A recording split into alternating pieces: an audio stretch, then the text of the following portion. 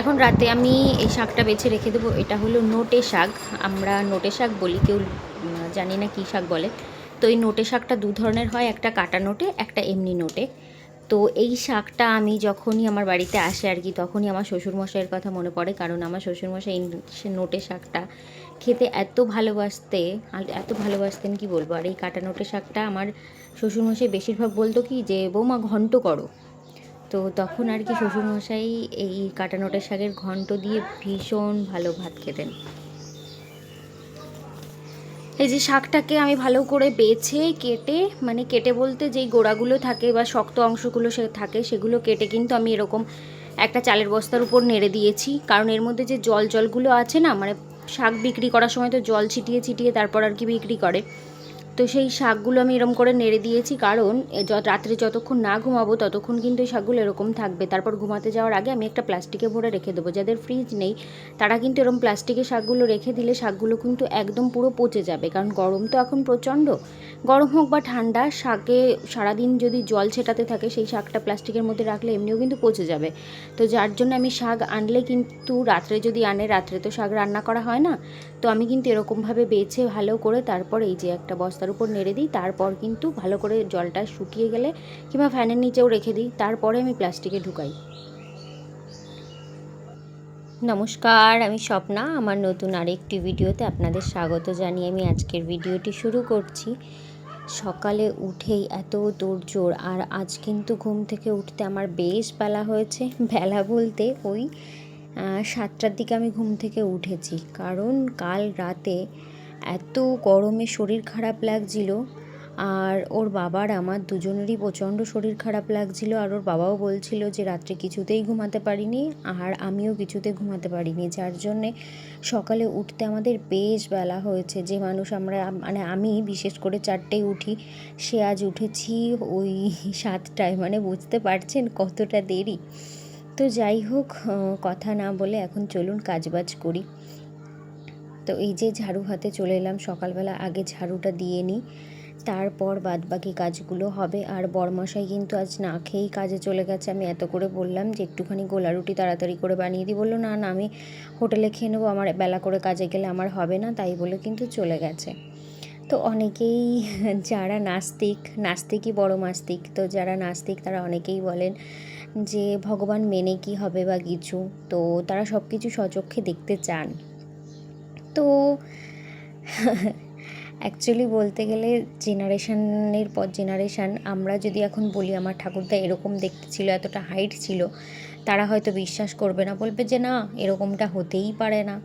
তো যদি বলি সে প্রায় 2 কেজি চালের ভাত খেয়ে নিতে পারতো, বলবে না, সেটা বিশ্বাস করবে না। আর আপনারা তো সবাই জানেন যে আমাদের যে অ্যাপেন্ডিক্স বলে সেটা আমাদের আর একটা পাকস্থলী ছিল। তো যাই হোক, ওটা ছোটো হতে হতে হতে হতে এখন একটা হয়ে গেছে। তো মানুষ আগের হজম শক্তিও বেশি ছিল, যেটা হয়তো এখনের সাধারণ মানুষ বা বুঝবে না, বা বলতে গেলে বিতর্ক হবে। তো যার জন্য আর কি মানুষের সাথে তর্ক বিতর্ক তো আমাদের লেগেই থাকবে যে ভগবান বলে কিছু হয় না। তো যারা ভগবানকে না মানে আর কি, তো ইউনিভার্সকে যারা মানে, আমার মতে হচ্ছে সেটাও ঠিক আছে। তো চলো, অন্যায় না করলেই হলো। আমার কথা হচ্ছে সেটাই, যে কাউকে কষ্ট না দিয়ে নিজে ভালো থাকাটাই হচ্ছে পরম ধর্ম। তো তাই না? আর অনেকেই বলে এত কম বয়সে ভক্তিপথে এসে কি হবে। তো এই সূত্রেই একটা গল্প বলি, যে একটা ছোট্ট বাচ্চা তার বন্ধুর বাড়িতে বেড়াতে গেছিলেন, এবং বেড়াতে যাওয়ার পর, তো সেখান থেকে ফেরার পর সে তার মাকে বলল যে আজ থেকে আমি আমিষ আহার বন্ধ করলাম, আজ থেকে আমি নিরামিষ আহার গ্রহণ করব, এবং আজ থেকে আমি ভগবানের পথে চলবো। মা খুব কান্নাকাটি করে বলতে লাগলেন যে আচ্ছা এটা কেন, তোর সামনে আমরা আমিষ ভক্ষণ করব, আমিষ পাবো আর তুই পাবি না, সেটা কি করে হয়? তাই বলে মা কান্নাকাটি শুরু করতে লাগলো। তখন ওই বাচ্চা ছেলেটি বলল যে মা, আমি ওই বন্ধুর বাড়ি থেকে একটা শিক্ষা গ্রহণ করেছি। বলল কি? বলল আমি ওই বন্ধুর বাড়িতে যখন গেছিলাম তখন প্রচণ্ড ঠান্ডা পড়েছিল, আর ওই ঠান্ডায় আমরা প্রচণ্ড কষ্ট পাচ্ছিলাম। তো আমাদের বন্ধুর মা কি করলো, সে না আমাদের জন্য আগুন জ্বালালো। তো তারপর ওই আগুনে আমি দেখলাম ছোট ছোট চারা গাছ যেগুলো মারা গেছে, তো সেই গাছগুলোকে তুলে এনে কিন্তু ভালো করে শুকিয়ে ওগুলো আগুন জ্বালানোর কাজে ব্যবহার করছিল ওর মা। সুতরাং আমি এত ছোট তাতে কি, মৃত্যু কখন আমাদের কাকে গ্রাস করে আমরা কেউই জানি না। সুতরাং তার জন্যেই আর কি আমি এই বয়সে ভক্তিপথে যেতে চাই। তো মা এটা শোনার পর মায়ের চোখেও জল চলে এলো। মা তাকে বুকে জড়িয়ে ধরে বলল যে আমি আগের জন্মে হয়তো কত পুণ্য করেছিলাম, যার জন্যে তুই আমার এই জন্মে তুই আমার সন্তান হয়ে আমার গর্ভে জন্ম নিয়েছিস। তো তাই বলতে চাই যে কলিযুগ কিন্তু এখন মহল না, গর্ভ জেল। তো ভগবান কৃষ্ণও কিন্তু গর্ভ জেলে জন্ম নিয়েছিলেন। আর সত্য যুগে যেটা ছিল সেটা হচ্ছে গর্ভমহল ছিল, এখন গর্ভমহল না, এখন গর্ভ জেল। তো সুতরাং আমরা ছোট থেকেই বাচ্চাদের শেখাতে পারি কী করে তারা ভক্তিপথে আসবেন এবং কী করে ধর্মের পথে চলবেন, কী করে অধর্মকে বিনাশ করবেন, ঠিক আছে? তো সেটাই আমরা শেখাতে পারি বাচ্চাদেরকে। তো মায়ের থেকে বড় গুরু তো আর এই পৃথিবীতে কেউই নেই। মা শিক্ষিত হোক বা অশিক্ষিত, মাই কিন্তু সব থেকে বড় গুরু। তো একটা বাচ্চা সাদা পেপারের মতো থাকে, সেটাতে যা লিখবেন সেটাই লেখা উঠবে। সুতরাং আপনি ভালো কিছু লিখলে ভালো কিছু লেখা উঠবে, খারাপ কিছু লিখলে খারাপ কিছু। বাচ্চাদের মাইন্ড কিন্তু প্রচণ্ড ক্লিয়ার থাকে। ওই টাইমে আপনি যা কিছু ওর মধ্যে ঢোকানোর চেষ্টা করবেন, নেগেটিভ বা পজিটিভ, ও কিন্তু সেটাই গ্রহণ করবে। সুতরাং আমার মনে হয় যে সবাইকেই বলছি যে পজিটিভটাই আমাদের, হ্যাঁ একটু কষ্ট হবে হয়তো ভক্তিপথে এসে, কিন্তু পজিটিভটাই গ্রহণ করা অনেক অনেক ভালো।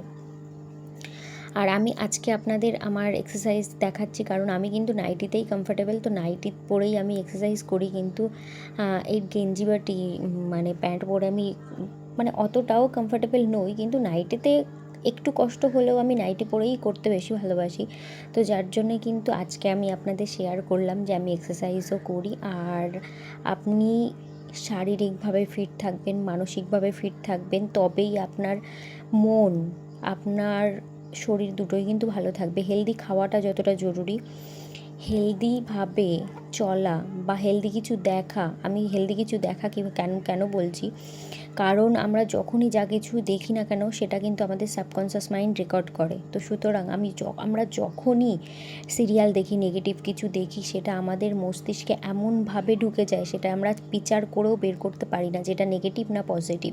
সুতরাং সেইভাবেই আমাদের মাইন্ড কিন্তু সায় দেয় যে হ্যাঁ এটা ঠিক, এটা ঠিক, এটা ঠিক, তাহলে আমাকে এটাই করতে হবে। সংসার জীবনে থেকে আপনি পজিটিভ একমাত্র ওরমভাবেই থাকতে পারবেন সদ্গুরুর আশ্রয়ে, কিংবা সদ্গুরুর প্রবচন শুনে, যে কোনো ধরনের প্রবচন শুনে কিন্তু আপনি পজিটিভ থাকতে পারবেন। তা না হলে কিন্তু থাকতে পারাটা ভীষণ ভীষণ ভীষণ টাফ। চারিদিকের বাতাবরণ এরকম, চারিদিকের মানুষজন আপনাকে সবসময় বসে শোনাবে, জানিস আমার বাড়িতে এটা হয়েছে, জানিস আমার বাড়িতে সেটা হয়েছে। তো সুতরাং আমার মনে হয় যে পজিটিভ থাকাটা, পজিটিভ দেখা, পজিটিভ শোনা, এটা ভীষণ ভীষণ ভীষণ জরুরি।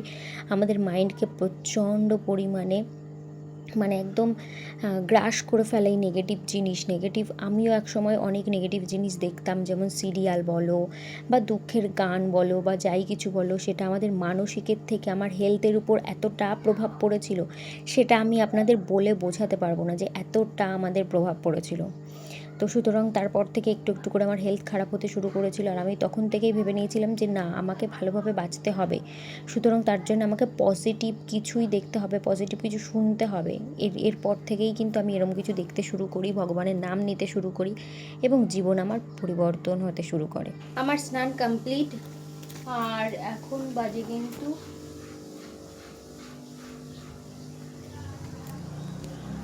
টাইম দেখা যাচ্ছে না, এখন বাজে কিন্তু 9:45। মানে ভাবতে পারছেন কোথায় 5:45 স্নান করি বা 4:30 স্নান করি, আজ 9:45 হয়ে গেছে।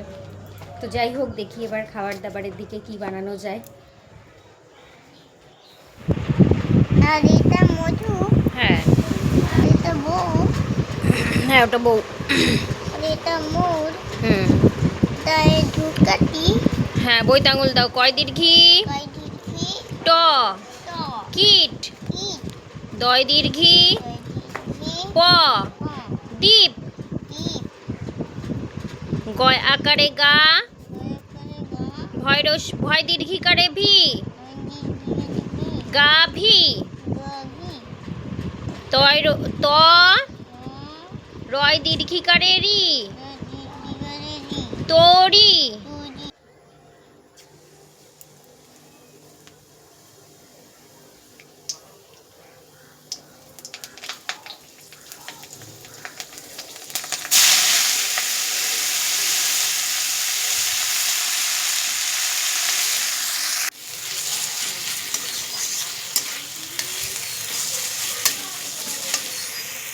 শাক ভাজা আমার রেডি।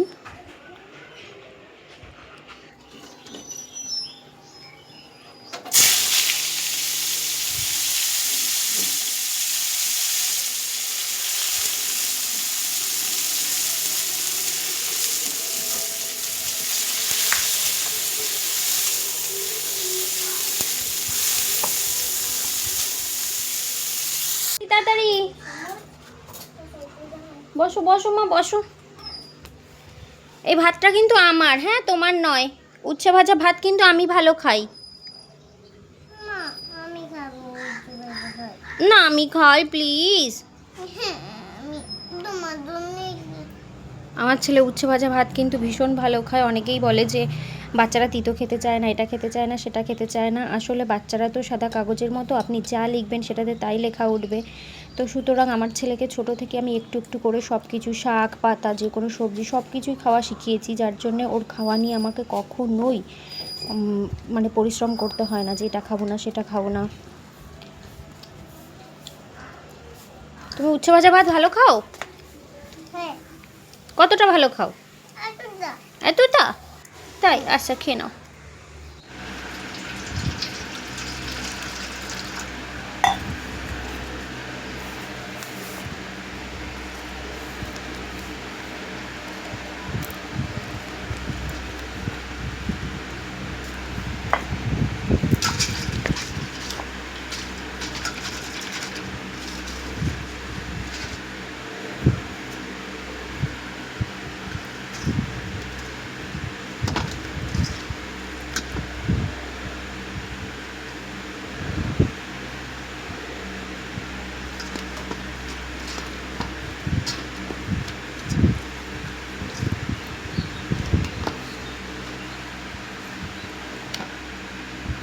এই যে জামা কাপড়গুলো আমি লক্ষ্মীর আর গণেশের জামা কাপড়, এখানে কিন্তু সব ঠাকুরের জিনিস থাকে, এটার উপরেই আমি নেড়ে দিয়েছি। এটাকে কেমন দেখাচ্ছে বলে তো, ছোটোবেলা তোমাকে এরকম করে টিপ দিয়ে দিতাম, কাজলের টিপ, তেমন দেখাচ্ছে ছোটোবেলার মতো। ঠিক আছে ঠিক আছে, এত ছোট এত ছোটো। এই যে আমার রাধা নাম লেখা কমপ্লিট। আর যেদিন আমার রাধা নাম লেখা বাকি থাকে, ধরো মনে করো আজকে আমি লিখতে পারলাম না, তো পরদিন আমি কিন্তু এক পৃষ্ঠা নিয়ে বসি না। পরদিন আমি কি করি, এক পৃষ্ঠা লেখার পর 2 লাইন করে লিখি। ধরো আজকের আমার রাধা নাম লেখা হয়ে গেল, পরের দিন আমি কি করলাম 2 লাইন লিখে রাখলাম। পরে আবার ওই 2 লাইন আবার কিন্তু পরের দিন যখন এক পৃষ্ঠা লিখি তখন আবার 2 লাইন, এরকম করে করে করে করে কিন্তু আমি সেদিনের লেখাটা পুরো কমপ্লিট করে ফেলি। যে কদিন বাকি থাকে মানে 2-3 দিনের মধ্যে আমি পরের দিন মানে যেদিন বাকি থাকে সেদিনের লেখাটা আমি কমপ্লিট করি 2 লাইন করে করে করে করে।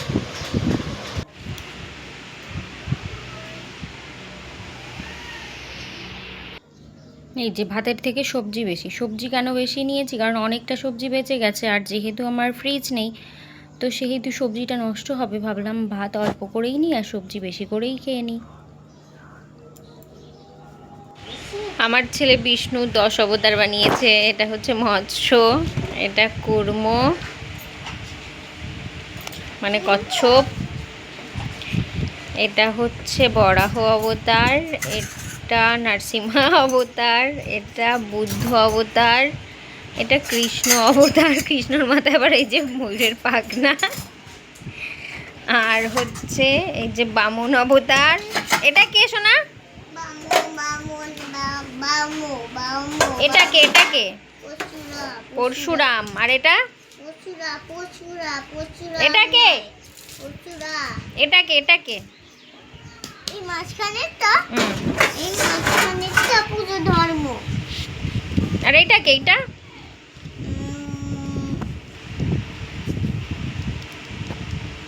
কে? এটা কে? এটা কে?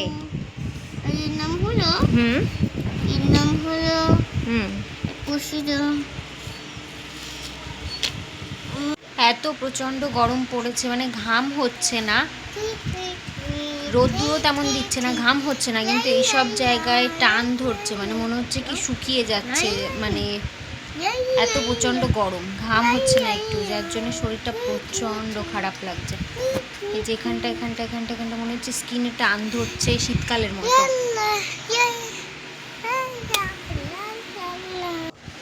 দেখো এই তাস, দেখো মা এটা তাস, এটা তো আবার জলে চলে।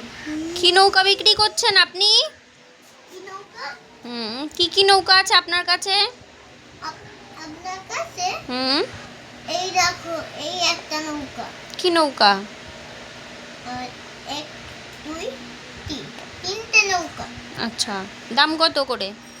মানে তোমার দাম নয়, এটা লোকের দাম।